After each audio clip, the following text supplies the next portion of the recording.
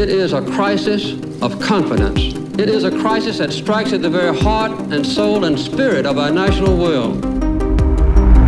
On July 15, 1979, President Jimmy Carter delivered an address that would perfectly capture that moment in American history.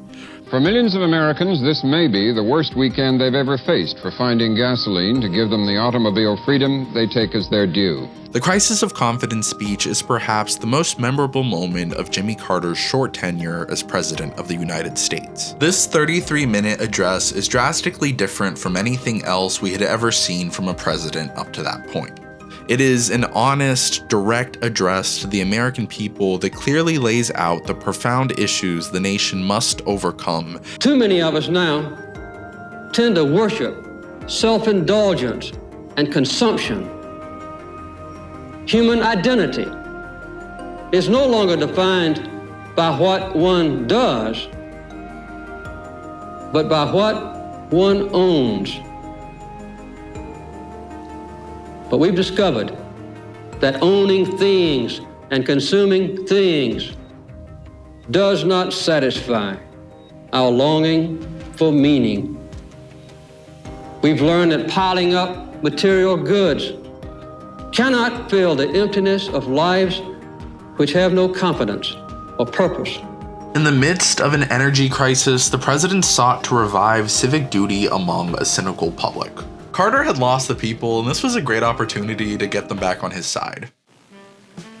It's clear that the true problems of our nation are much deeper than gasoline lines or energy shortages, deeper even than inflation or recession. Carter will tell you himself that he's not much of an orator. Many of his speeches had fallen short, emphasizing the wrong parts of a sentence, making awkward hand motions, and coming off as aloof. For this speech, however, Carter prepared tirelessly and honed his speaking patterns and hand motions in a clear and authoritative way. What became known as the Malaise Speech was initially very well received by the American people, but Carter would squander this 2 days later when he called a cabinet meeting where he accused much of his cabinet of being disloyal. The entire cabinet then offered Carter the resignations to allow him to keep only the people he wanted without having to fire anyone. In the next few days, Carter would accept 5 resignations, over half of his original cabinet. Carter and his advisors thought this would be a good way to shake up the administration and give the Carter presidency the jolt that it needed to keep going.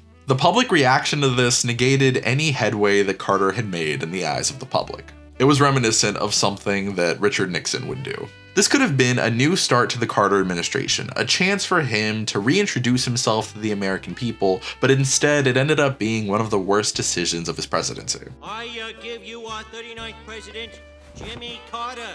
Oh, come on! He's history's greatest monster!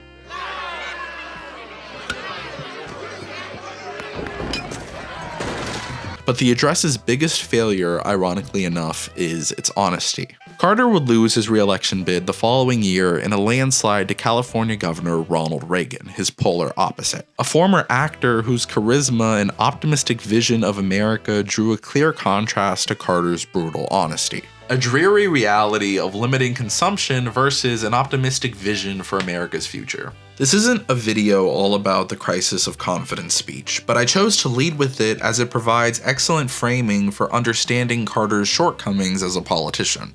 Crisis of Confidence is not only the name of the speech, it's the defining term of Carter's time in office. In the beginning, Jimmy Carter's campaign was a lonely one.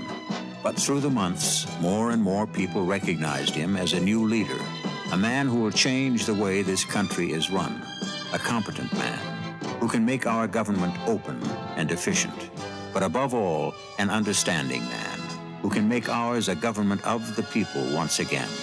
Jimmy Carter, a leader for a change.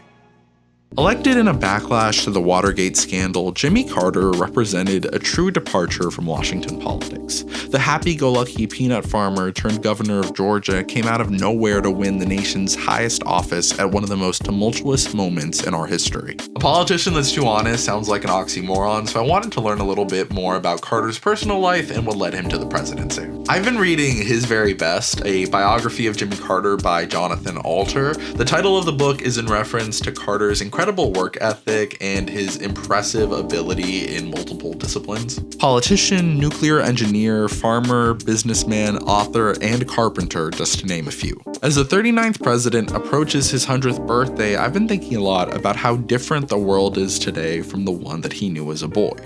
In a way, Jimmy Carter actually lived in 3 centuries. His boyhood without electricity and indoor plumbing shares more characteristics with life in the 19th century than the 20th.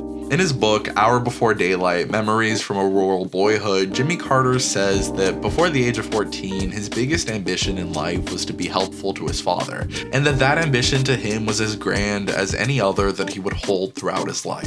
This is a very wholesome statement, and I think it's a testament to Carter's humility that in a life full of great accomplishments, this is still something that he looks back on fondly. All of us must learn to waste less energy.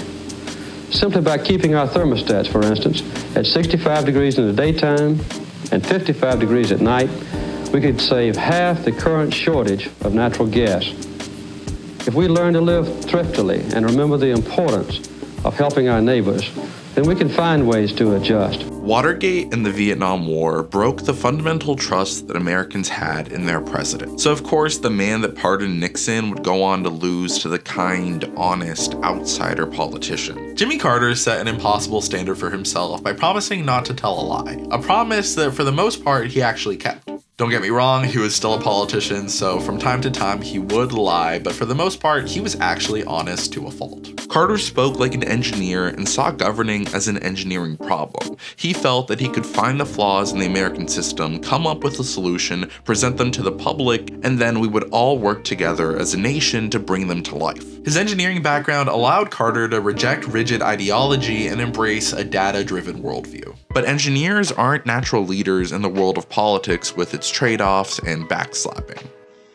Let me quote a few of the typical comments that I wrote down. This from a Southern governor. Mr. President, you're not leading this nation. You're just managing the government. Presidents typically issue a series of pardons as they're approaching the end of their term in office. This is done, of course, to avoid political consequences. On the last day of his presidency, Bill Clinton pardoned his brother Roger, who had been convicted of cocaine possession. While people still called out the obvious nepotism, it was Clinton's last day in office, so what does he care? Jimmy Carter, however, would handle pardons differently. On the campaign trail, Carter had promised to pardon Vietnam War draft dodgers.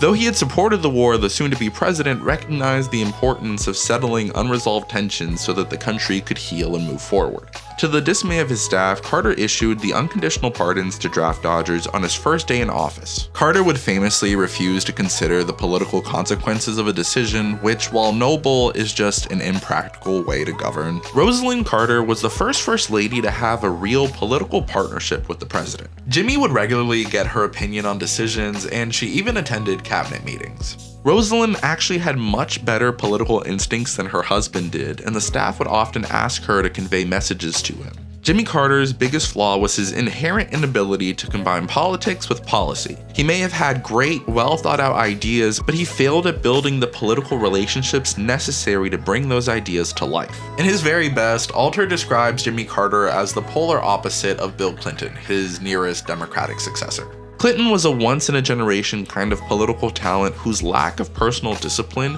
would bring about one of the worst political scandals in the history of the presidency. Carter, however, was a man of great personal discipline who was reckless in the realm of politics. The biggest example of this can be found in his relationship with Congress. Carter was the first president since Dwight Eisenhower to not serve in Congress. Despite having been governor of a state, this made him a massive political outsider for the time. Carter had no patience for pleasantries or backslapping, which in the world of politics is a pretty fatal flaw. He would often make congressmen feel snubbed through short conversations that were all business. His fiscal conservatism also made him a huge opponent of unnecessary public works projects. This approach makes sense until you consider the political implications. Patronage and pork are useful tools in politics. Canceling projects in a congressman's district might make sense on paper until you remember you're going to need that congressman's vote later on.